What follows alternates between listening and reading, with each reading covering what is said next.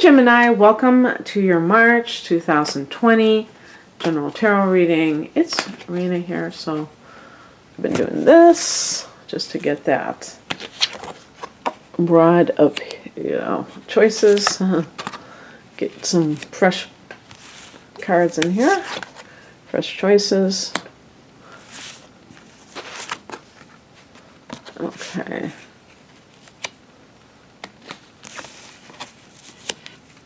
And then I'll pick. Okay.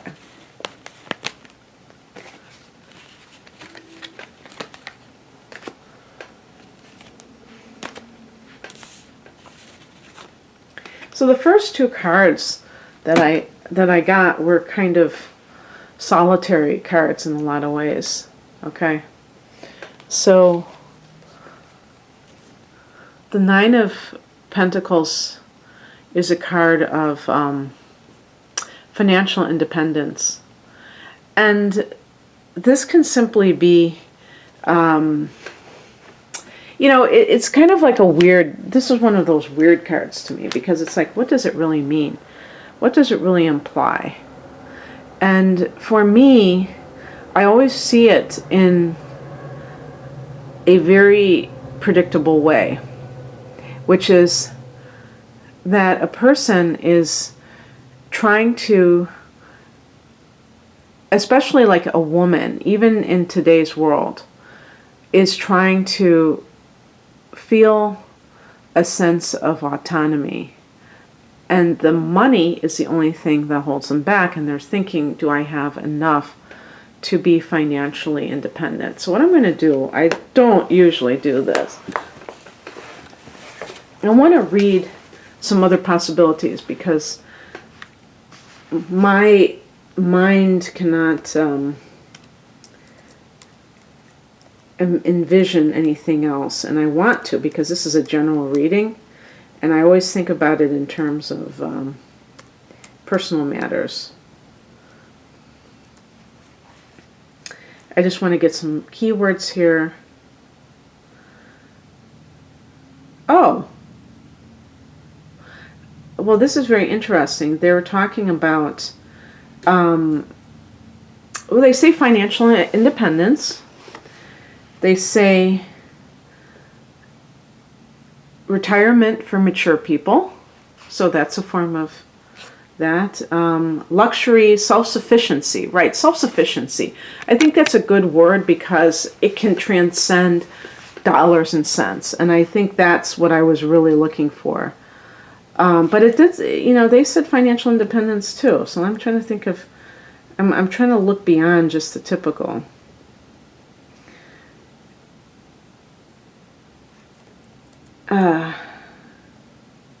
Okay, well, I think that's, I don't want to get too much in here. Abundance. So, maybe just in general abundance and things like that. But how does that relate to your life in general? Well, we have here in the past position the Four of Swords. So this is a period of reflection of some sorts that has to do with this type of issue. Now, I suppose, I don't think of the Four of Swords as being a time of reflecting about one's finances and things like that. It seems like it would be more of a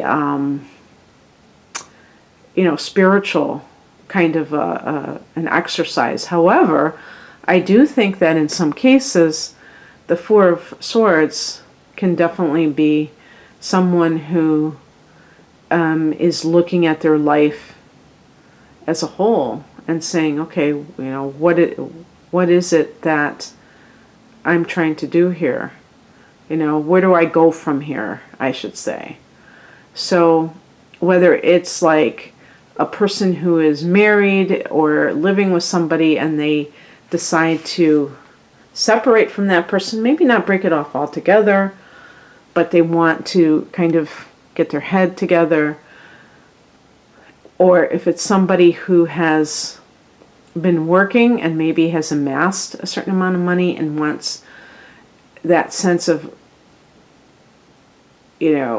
clarity before they go on to the next chapter. Because the Four of Swords can, to me, can even be like burning out in your profession, your occupation, and you're getting replenished. That's how I see the Four of Swords. But that sense of like really wanting to have being able to kind of transition into maybe a new life. And so, yeah, I could see somebody who has retired, and the Four of Swords might be that initial period after you retire where if you've been working very regularly, it's a whole new thing. It's a whole new adjustment, because, you're going from one totally regimented lifestyle to one that is totally open-ended. The higher message is the Knight of Swords. So this can be a card of, I think even when it comes to like your own mentality, is being more forthright, just kind of outspoken. I didn't want to use that word because that sounds almost like rebellious in speech. But you're Gemini, so you are swords. This is a combination of air and fire energy, the Knight of Swords. So there's that passionate element to it. It could be somebody who is a writer. Maybe you have left your day job, you're able to do this now, and this is your passion, because a lot of Geminis could be good writers. What crosses you is the Ace of Wands, and this means that you're not quite ready to begin this new life. I think that when your solar return comes along, although I will say that the month of May, when there is a new moon in Gemini, there are a lot of retrogrades in May. So, but I don't think any of them are they personal planets? Yes, Venus is retrograding in your sign. And yeah, Saturn isn't a personal planet, Jupiter neither, kind of in between. But you are going to have a solar return in May or June, and this may be the time when you feel like you're really moving ahead. For now, you have the ability to well, let's look at what's happening now. It's coming in, the Sun card. This is very, very positive. The Four of Swords to me could be like you're healing even physically. And this is a card of healing, prosperity, love, joy, creativity. Did I say creativity? I don't think so. And so this is ushering in a period of, those kinds of things. Your 11th house, which is the house of hopes and wishes, is where the new moon in Aries is going to be. So perhaps it's something along those lines, that it's something very positive developments in some of your long-range goals. But perhaps love coming into your life, if you've had kind of a respite from that. It could be that's what really is what matters to you. And it's interesting, I was kind of like a little bit surprised that this was the final card, the Eight of Cups. It says leaving what no longer serves you. So very possible that you are in a relationship currently, and if you have separated to kind of get your head straight, you will decide to leave. Love can come into your life. You may realize that, or just simply that sense of positivity coming into your life. It's very interesting. If somebody, I think that is one of the most brilliant aspects of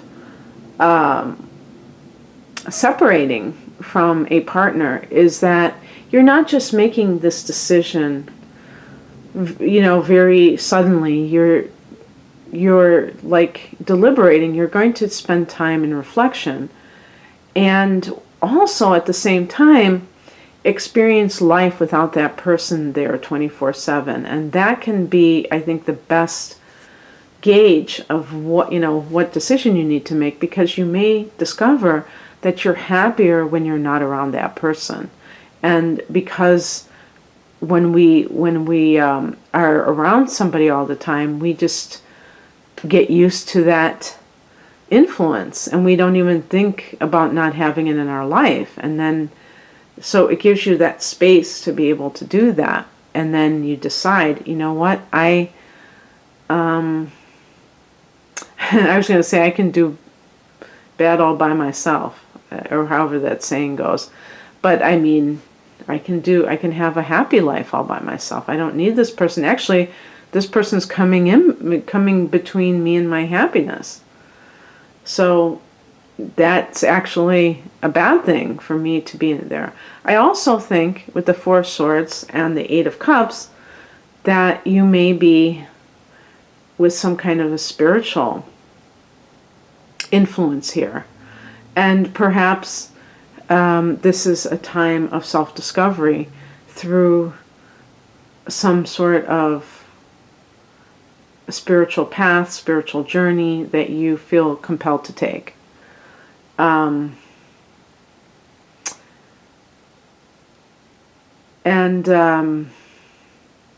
it's. I think you have some very good cards. Whenever I see the Sun card, I'm always like pumped.